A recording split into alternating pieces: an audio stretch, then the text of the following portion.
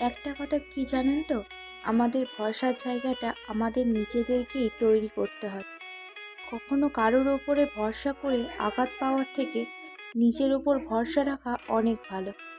ছোটবেলায় কোথাও একটা দেখেছিলাম, কেউ একজন বলেছিল, মানুষের সবথেকে বড় আকাঙ্ক্ষা হলো মানুষ তাকে সর্বাঙ্গভাবে বুঝবে, সবটুকুভাবে বুঝবে।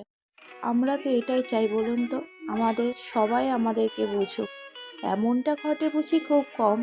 কখনো কখনো এমন হয় আমাদের বাবা মা, আত্মীয় পরিজন, আমাদের ভালোবাসার মানুষটা আমাদেরকে আমাদের মতো করে বুঝতে চায় না। হয়তো বুঝতে পারে না, হয়তো বোঝে না, তারা আমাদের মতো করে ভাবে না।